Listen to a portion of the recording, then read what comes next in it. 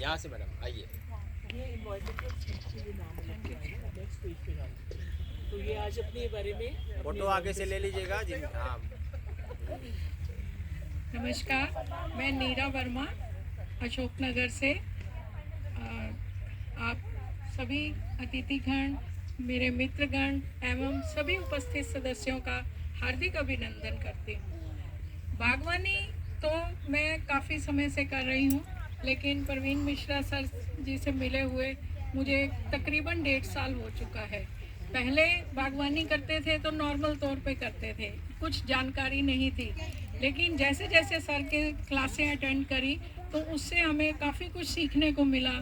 जैसे बागवानी के लिए अलग अलग पौधों के लिए अलग अलग से सॉइल मिक्स बनाना, किचन वेस्ट जिसको हम कूड़ा समझकर बाहर फेंक देते थे, आज की डेट में हम वो उससे कंपोस्ट बनाते हैं, उसी को अपने गार्डन के पॉट्स में फिलअप करके काफ़ी हद तक हमें अच्छे परिणाम देखने को मिलते हैं। प्रदूषण को दूर करने के लिए टेरेस गार्डन करना एक अच्छा कदम है जो हम सर से सीख के कर रहे हैं।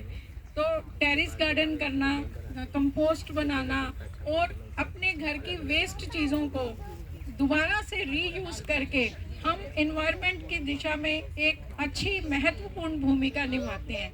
वैसे तो ये हमारे छोटे छोटे प्रयास हैं, लेकिन फिर भी इन छोटे प्रयासों के द्वारा भी हम लोग काफ़ी हद तक प्रदूषण को दूर करने में काफ़ी मदद कर सकते हैं।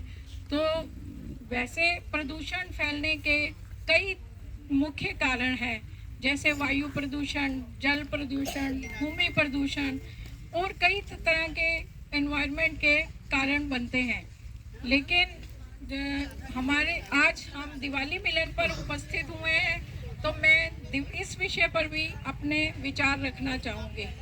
दीपावली का त्यौहार एक पवित्र त्यौहार है जिसे हम हंसी खुशी मेल जोल से अपने नाते रिश्तेदारों के साथ खुशी खुशी मनाते हैं, लेकिन उसके साथ पटाखे जलाना जो है एक बहुत ही गैर जिम्मेदाराना काम है।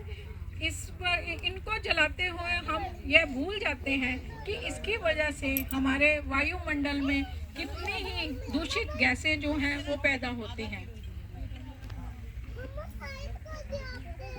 हम दीपावली के त्योहार को हंसी खुशी अपने मिलने वालों के साथ सादे तरीके से अगर मनाएंगे तो हम ये प्रदूषण को दूर करने की दिशा में एक काफ़ी ठोस कदम उठाएंगे।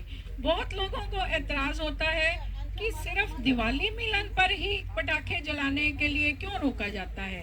बाकी एनवायरनमेंट वो प्रदूषण तो बहुत तरह से फैलता है, जैसे यातायात के साधन हैं उनसे निकलने वाले धुएं से भी प्रदूषण फैलता है, और कारखानों में जो उत्पादन किया जाता है तो उनकी चिमनियों से इतना धुआं निकलता है, उससे भी वायुमंडल में प्रदूषण फैलता है। जो उनके अवशेष बचते हैं उनको नदी नालों में बहा दिया जाता है, उसकी वजह से भी काफ़ी मात्रा में प्रदूषण फैलता है। लेकिन इन सब चीज़ों को रोक पाना एक बहुत कठिन काम है, और दिवाली के मौके पर पटाखों को ना जलाना वो हमारे हाथ में है। अगर हम दिवाली पर पटाखे ना जलाएं और सादे तरीके से दिवाली मनाएं तो इससे हमारे आनंद में कोई कमी नहीं आती है। उसको भी उस तरह से भी हम हंसी खुशी ये दिवाली का त्यौहार मना सकते हैं। और आज अगर हम अपने बच्चों को ये शिक्षा नहीं देंगे कि इन चीज़ों के क्या फ़ायदे हैं, क्या नुकसान है, तो आगे चल के हमारे बच्चे फिर दूषित वातावरण में ही जीवन व्यतीत करेंगे। अगर हम चाहते हैं कि हमारी आने वाली नस्लें अच्छे शुद्ध वातावरण में सांस ले सकें और वो इस दिशा में सही तरीके से काम कर सकें, तो हमें आज से ही प्रयास करने होंगे।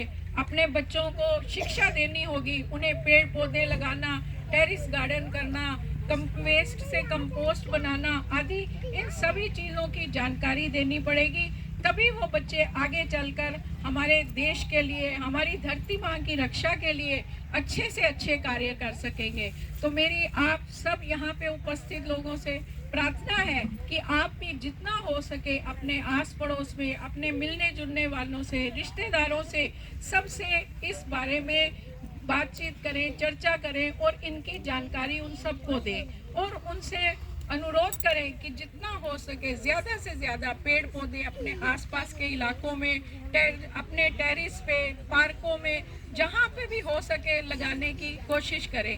अगर आप ये काम नहीं कर सकते हैं, आपकी तबीयत ठीक नहीं है या आपको किसी कारणवश नहीं जा सकते, तो जो लोग ये काम कर रहे हैं, ये सेवा कर रहे हैं, आप उनके साथ भी भागीदारी का हिस्सा बन सकते हैं। इसी के साथ मैं अपने शब्दों को विश्राम देती हूँ। कोई गलती हो गई हो तो क्षमा चाहती हूँ।